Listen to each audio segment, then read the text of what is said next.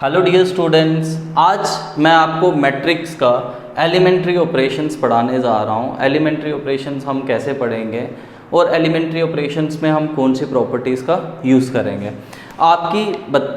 पढ़ने से पहले मैं आपको बता दूँ 6 टाइप के हमारे एलिमेंट्री ऑपरेशंस होते हैं। 6 टाइप के एलिमेंट्री ऑपरेशंस होते हैं जिनमें आपके 3 रोज़ ऑपरेशन होते हैं और 3 ही कॉलम ऑपरेशन होते हैं। 3 एलिमेंट्री रो ऑपरेशंस होंगे और 3 ही आपकी एलिमेंट्री कॉलम ऑपरेशंस होंगे। अब मैं आपको 3 ये पढ़ाऊँगा, 3 के साथ साथ GB3 पढ़ा दूंगा, तो हमारे 6 एलिमेंट्री रो ट्रांसफॉर्मेशन जो है वो कंप्लीट हो जाएंगे। फर्स्ट आपका एलिमेंट्री रो ट्रांसफॉर्मेशन जो है interchange of any 2 rows and columns. इस लाइन से आप क्या समझते हो कि अगर मुझे इंटरचेंज करना है किसी 2 रोज और 2 कॉलम्स में, तो वो कैसे करूँगा। फॉर एग्जांपल आपके पास एक ए मैट्रिक्स है, मान लो 1 2 3 4 5 7 9 10 12 है। एक एग्जांपल लेके चल रहा हूँ। अगर आपको इसके रो में चेंज लानी है तो वो आप कैसे लाओगे। जब भी मुझे चेंज लानी है यहाँ पे तो R1 इंटरचेंजेस विद R2। मैंने क्या किया यहाँ पे, R1 को इंटरचेंज किया R2 से, तो रिजल्ट क्या मिलेगा आपको यहाँ पे 1। अब R1 को चेंज किया R2 से, इट मीन्स रो 2 जो है वो रो 1 में चला जाएगा, रो 1 जो है वो रो 2 की जगह आ जाएगा। इट मीन्स 4 5 7 1 2 3 9 10 12, ये आपका हो गया रो में चेंज और इसको हम कहते हैं एलिमेंट्री रो ऑपरेशन। सिमिलरली अगर मुझे कॉलम में चेंज चाहिए होगा तो वो मैं कैसे करूँगा, यहाँ पे कॉलम में अगर मुझे चेंज चाहिए तो मैं क्या करूँगा, C1 इंटरचेंजेस C2। C1 को मैंने क्या करना है, इंटरचेंज करना है C2 से। It means this is column first, column second and column third. Column 1 को चेंज करना है कॉलम 2 के साथ, तो मैं क्या करूँगा, यहाँ पे C2 को पहले लिख लूँगा, C1 को बाद में लिखूँगा। इट मीन्स 2 5 10 1 4 9 3 7 और 12, ये आपका आ गया column operation. Means row operation भी हमने साथ में पढ़ लिया, साथ में ही हमने कॉलम ऑपरेशन पढ़ लिया। अब नेक्स्ट मैं आपको समझाऊंगा कि मल्टीप्लिकेशन कैसे करते हैं रोज एंड कॉलम्स के।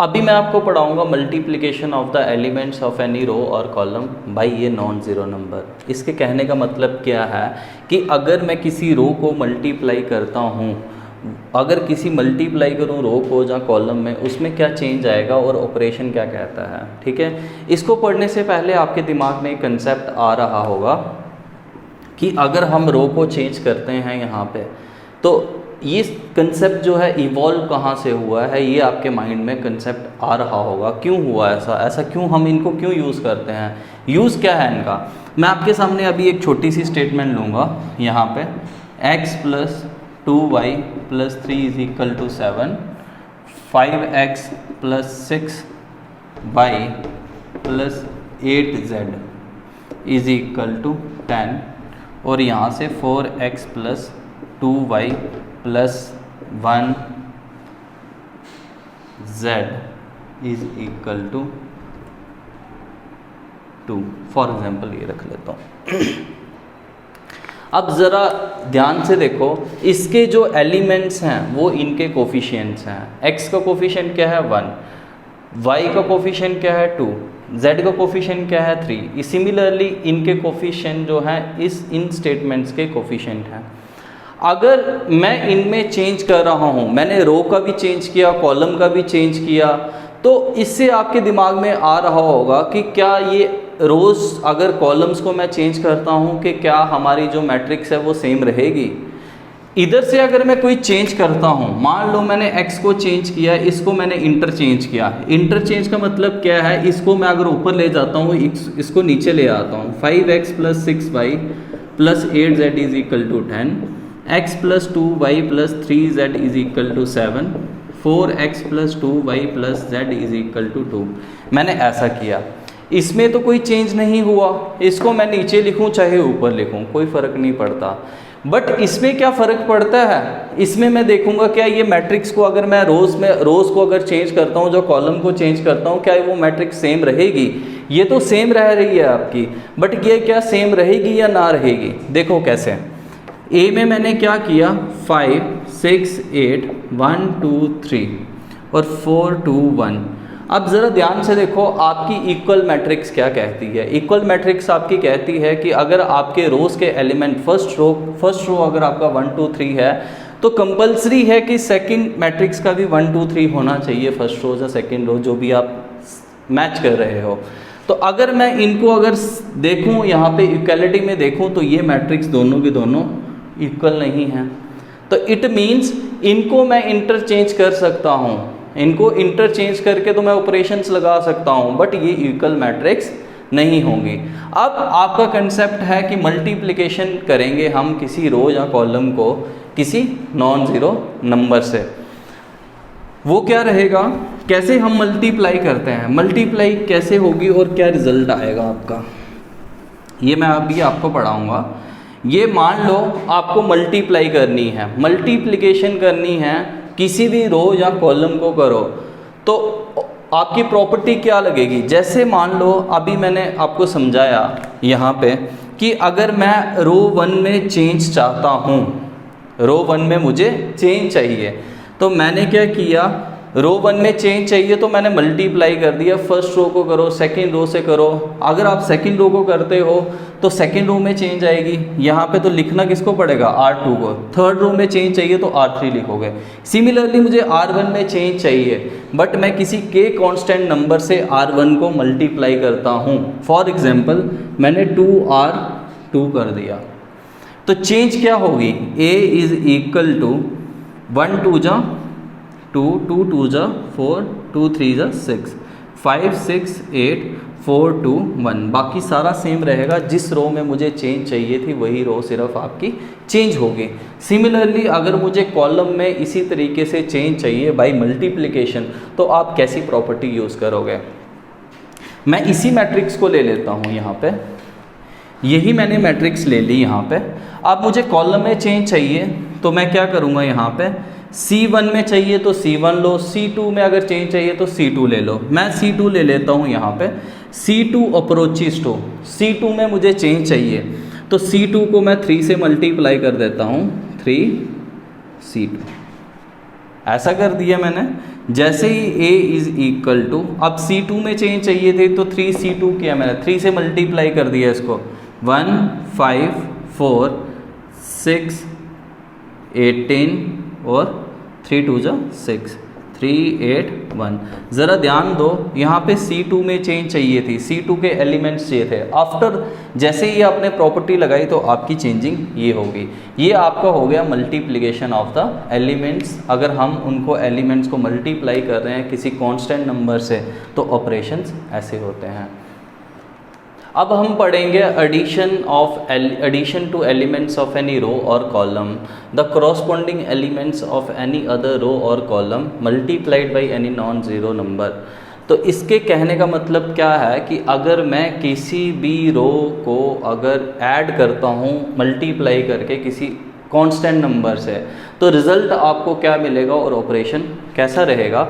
जैसे मैंने क्या किया, मान लो यहाँ पे मैंने रो में अब चेंजिंग लानी है, मैंने R1 में चेंजिंग लानी है। मैंने आपको क्या बताया, जिस में आपको चेंजिंग लानी है अगर वो R1 है तो आप R1 लिखें, अगर R2 में चेंजिंग चाहिए तो R2 लिखें, अगर R3 में चेंजिंग चाहिए तो आप R3 लिख सकते हैं। मुझे R1 में चेंज चाहिए तो मैं R1 करूँगा। अब इसके अकॉर्डिंग अगर मैं लिखूँ तो R1 में चेंजिंग चाहिए, मुझे ऐड करना है R1 प्लस 2R2 ऐसा करके, क्योंकि एडिशन करनी है और मल्टीप्लाई करनी है किसी कांस्टेंट नंबर से। एलिमेंट्री ऑपरेशन है ये आपका थर्ड। अगर मैं ऐसा करता हूँ A is equal to, R1 को तो पहले छोड़ दो जिसको ऐड करना है, पहले R2 को मल्टीप्लाई कर लो 2 से। 4 2 जा कितने हुए 8, 2 5 जा 10, 2 8 जा 16।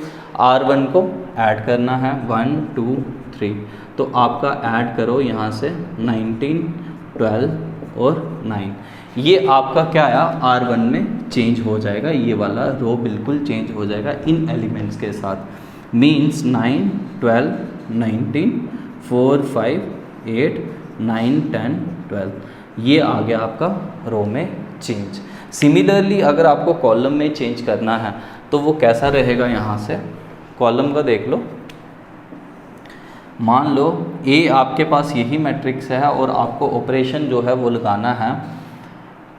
अब आप चेंज C2 में रखो, मान लो मुझे C2 में चेंज चाहिए, C2 approaches to C1 plus 2 C2 को कर लो फॉर एग्जांपल।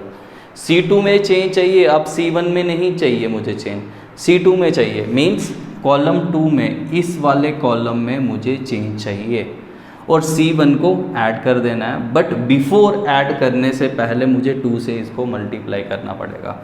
2 से अगर मल्टीप्लाई करता हूँ तो क्या आता है, 2 2 जा 4, 2 5 जा 10, 2 10 जा 20। अब ऐड किसको करना है, फर्स्ट कॉलम को, +1 +4 +9, तो ये आया आपका 5, 14 और 29। सिंपल मेथड से आप इसको रफ में भी लिख सकते हैं, इसको निकालने में जब आपको एग्ज़ाम में आएगा तो। C2 में क्या होगा, चेंज होगा, देखो यहाँ पे 1 4 9, ये तो आपका सेम रहा C1, चेंज किस में चाहिए था, C2 में, तो C2 क्या आ जाएगा 5 14 29 और बाकी सेम 3 8 12। ये आपकी रही कॉलम में ऑपरेशन रहा। ये हमने पढ़ लिया, एडिशन पढ़ लिया, मल्टीप्लिकेशन पढ़ लिया, इंटरचेंजिंग पढ़ ली। अब नेक्स्ट आपका है इन्वर्टिबल मैट्रिक्स। अब हम पढ़ेंगे इन्वर्टिबल मैट्रिक्स क्या होती है। इन्वर्टिबल मैट्रिक्स में क्या है, उसने कहा अगर A एंड B आपके सेम मैट्रिक्स हैं, A and B are square matrix,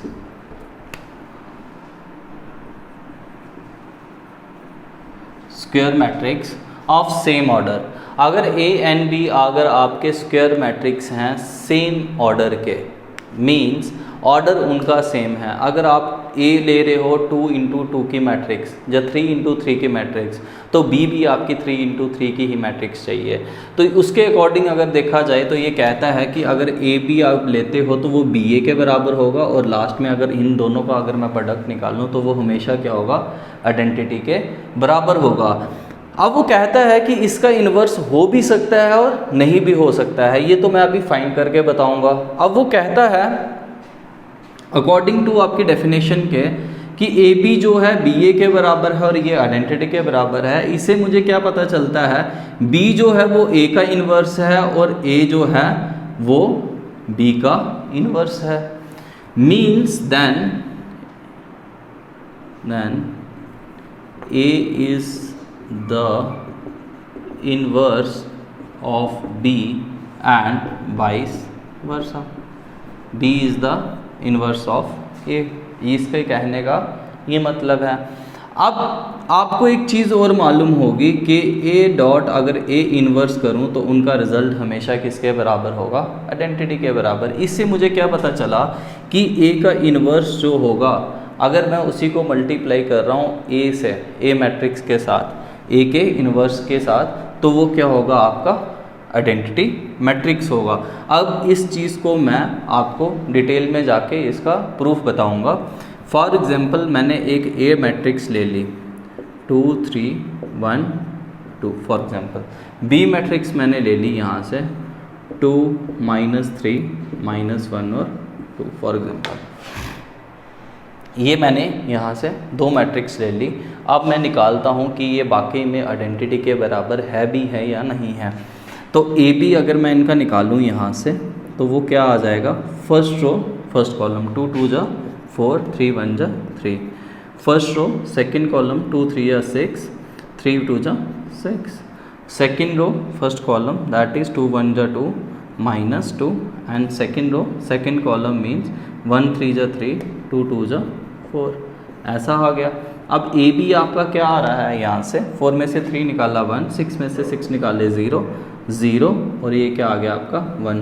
देखो ये आपका आइडेंटिटी मैट्रिक्स आ रहा है, 1001, ये कौन सी मैट्रिक्स होती है? Identity matrix. सिमिलरली अब मैं क्या निकालूंगा? BA निकालूंगा। मैं देखूंगा कि क्या ये प्रूफ जो है जो इसने बात कही है बाकी में सच है कि नहीं है, तो वो थ्योरम के थ्रू हम प्रूफ कर रहे हैं।